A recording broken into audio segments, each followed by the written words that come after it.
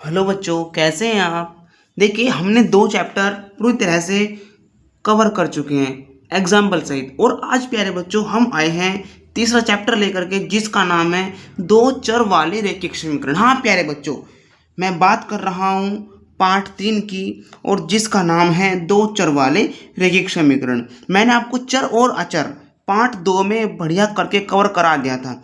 तो आज हम इसको पूरी तरह से अच्छी तरीके से समझेंगे। एक एक सवाल आपके दिमाग में आएगा। और हाँ बच्चों, यदि आपके आस पड़ोस में, मोहल्ले में, परिवार में, रिश्तेदार में आपका कोई दोस्त या भाई बहन ऐसा हो जो बिल्कुल पढ़ने में कमज़ोर हो, जो मैथ से डरता है, जिसको डर लगता है मैथ से, और वो सोचता है कि मैं फेल हो जाऊंगा, तो उसको एक बार ये वीडियो ज़रूर दिखाए। तो चलिए बच्चों, हम अपनी क्लास को रेगुलर करते हैं। हमारा प्यारे बच्चों पहला सवाल है, हमारा पहला सवाल है कि कक्षा 10 के 10 विद्यार्थियों ने एक गणित की पहली प्रतियोगिता में भाग लिया। ओके, यदि लड़कियों की संख्या लड़कों की संख्या से 4 अधिक हो तो प्रतियोगिता में भाग लेने वाले लड़कों व लड़कियों की संख्या ज्ञात करनी है। देखिए, ये जो सवाल है इसमें पहले भाग में दो सवाल है, और दोनों सवालों को ग्राफ विधि से हल करना है। तो प्यारे बच्चों, जो हमारा पहला सवाल है, तो पहला सवाल क्या है, कक्षा 10 के 10 विद्यार्थी हैं, ठीक है, उसमें लड़के भी हैं और लड़के भी हैं। तो माना लड़कों की संख्या, लड़कों की संख्या क्या हो जाएगी, एक्स। ओके, हमने लड़कियों की संख्या एक्स मान ली, और इसी प्रकार से हमने लड़कियों की, जो लड़कियों की संख्या है, हमने प्यारे बच्चों वाई मान ली। और टोटल कितने हैं, 10। आप कह सकते हैं पहली कंडीशन क्या है कि जो टोटल स्टूडेंट्स हैं, लड़की और लड़के, लड़की कितनी है, एक्स, और लड़के तो एक्स हैं और लड़कियां वाई हैं, और इनका टोटल टोटल कब करेंगे, जब इनका योग हो जाएगा। टोटल कितने हैं प्यारे बच्चों, इनका 10 है। ओके, ये पहली कंडीशन है और पहली समीकरण है ये हमारी। बहुत ही आसान तरीके से पढ़ा रहा हूँ। एक्स लड़कों की संख्या है, वाई लड़कियों की संख्या, और टोटल कितने हैं, 10। अब दूसरे में कह रहा है ये प्रतियोगिता में जो भाग ले रहे हैं बच्चे, उनमें से जो लड़कियों की संख्या है, लड़कियों की संख्या बोले तो वाई, जो लड़कियों की संख्या है वो क्या है, लड़कों की संख्या से, लड़कों की संख्या से कितनी है, लड़कों की संख्या एक्स, 4 अधिक है। तो देखिए बच्चों, 4 अधिक कौन है, पहले से ही लड़कियां। अगर हमने चिन्ह बराबर का लगा दिया है तो 4 किधर जुड़ेंगे, लड़कों की साइड, क्योंकि लड़कियां तो पहले ही ज़्यादा हैं। तो हम 4 किधर जोड़ देंगे, लड़कों की साइड। ये समीकरण बन गई 2। अब हमको 2 डब्बे बना लेने हैं, ठीक है। देखो, एक डब्बा तो हमारा ये रहा। जहाँ भी आपके समझ में ना आए तो मुझे प्लीज़ आप बताइए ज़रूर। आपको एक एक अक्षर समझाने का मैं प्रयास कर रहा हूँ और करता रहूँगा, बस आप ध्यान से देखते रहना है।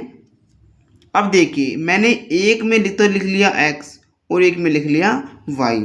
अब जो ये एक्स है ना, एक्स प्लस वाई बराबर 10, इस समीकरण में हमें वाई का मान रखना है, और जो आपकी मर्जी आप वो मान रख दीजिए, जो आपकी मर्जी आप इसमें वो मान रख दीजिए, कोई दिक्कत नहीं है, ठीक है ना।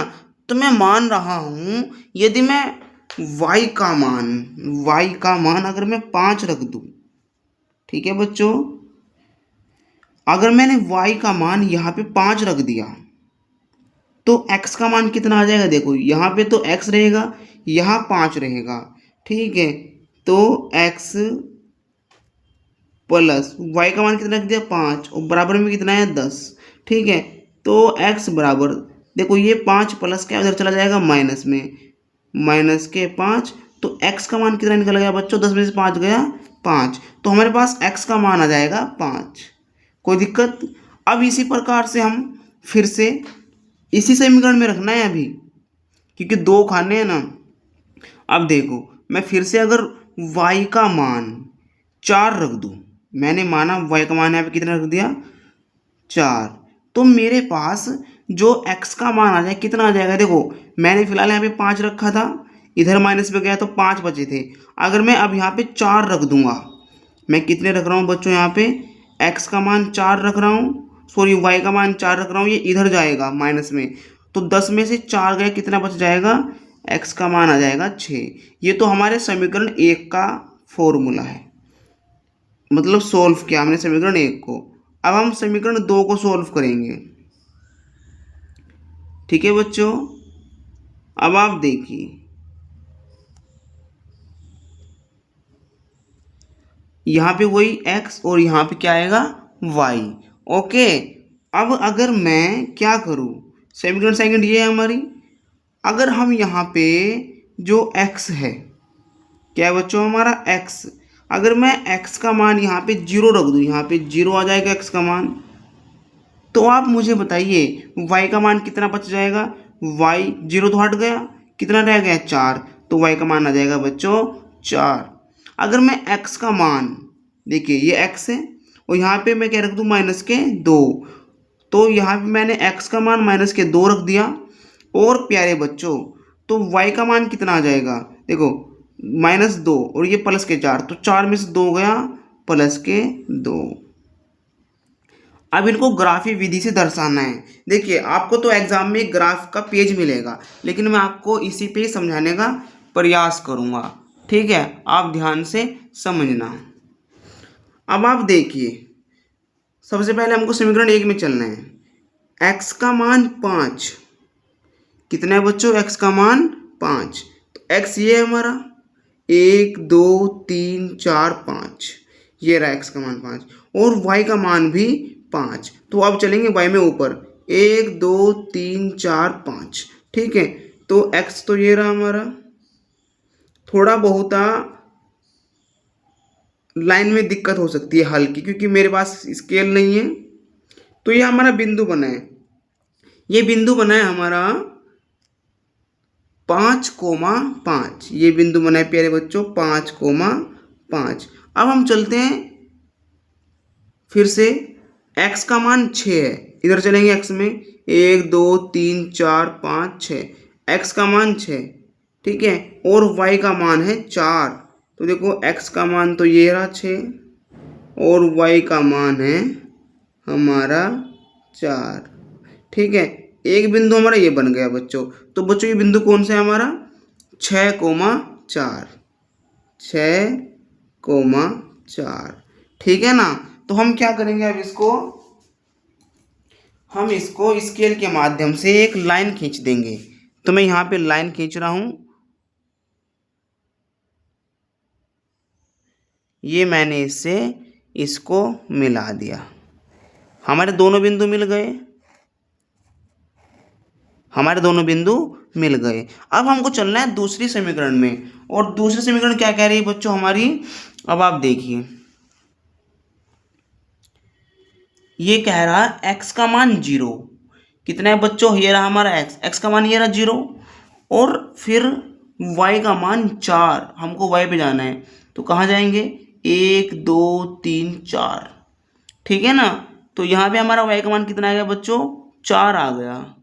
तो यहाँ पे क्या लिख देंगे हम, 0,4, एक बिंदु तो हमारा ये हो गया। अब जाना है हमको x का मान -2, देखो ये रहा -2, 1 2।